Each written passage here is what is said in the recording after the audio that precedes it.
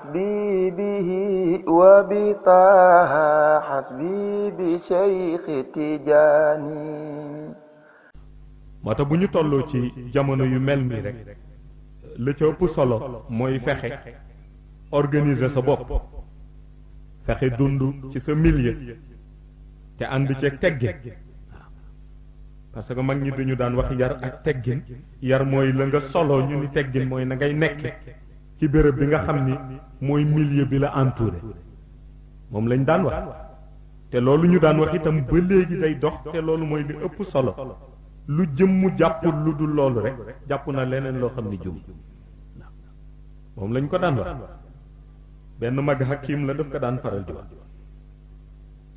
dafa daan wax ni nit dana am alal ñu boole ko moom ak alalam yëpp toroxal. mu ni nit dana am baat ñu boole ko moom ak baatam yëpp toroxal. mu ni nit dana am mbooloo ñu boole ko moom ak mbooloom yëpp torox. waaye nee na mosoo dégg ku ñu ni dañ ko boole moom ak yaram yëpp torox. te wax na dëgg kon loolu mooy priorité bi rek daf ko defoon yar. parce que ki yaru nag mooy ki xam yàlla réellement dëgg-dëgg la mu doon. ki nga xam ni lu muy wane rek ci wàllu teggin day jël yàlla jiital ko laata muy indi keneen. te jël yàlla jiital ko mooy jiital Mawlaaye Cheikhu Tijaani ci lépp. ñu boore loolu moo leen jaaxal, su ko defee nga ni jël yàlla jiital ko rek ñu naan waaw yàlla lay jiital, fekk yàlla déggu la sax te sant la yéen nga jiital ko nag. waaw yàlla sant la nga jiital ko. démb rek maa ngi ci waxtaan ak benn góor ma ni ko gis nga yàlla baat bi muy tudde wa atiullah wa atiu rasul, ma ni ko waxuma la toog naan la nee na nga topp ko topp yonent bi, waaye baatu waaw bi rek xay ba. waaw ma ni ko gis nga baatu waaw bi xay ba.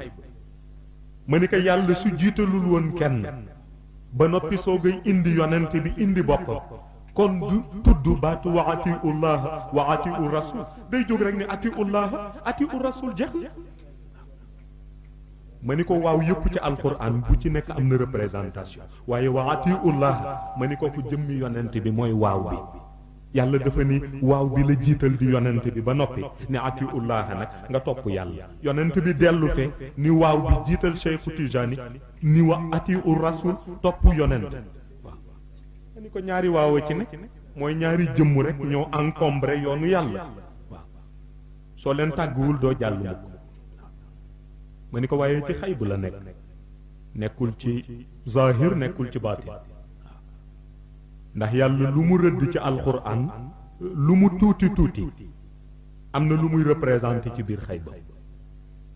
amul benn xaraf buy gis ci alquran nga mën jël xaraf bi interpréter ko nam la neexe te amul signification ci biir xay ba. loolu amul.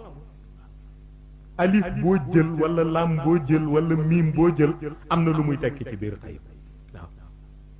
ma ni ko lu tax yàlla tëbul rek ne atiullah mais mu jiital wa atiullah waaw bi yonent bi ko tax muy wax, wa atiu rasul waaw bi yonent bi ki ko tax muy wax Mawlaaye Cheikhu Tijaani la.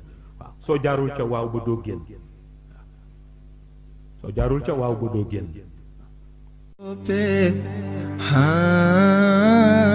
leer gi doy na seede ñun de ku nu laaj fii ba ëllëg loolu la ni seede sang bi la nu sopp.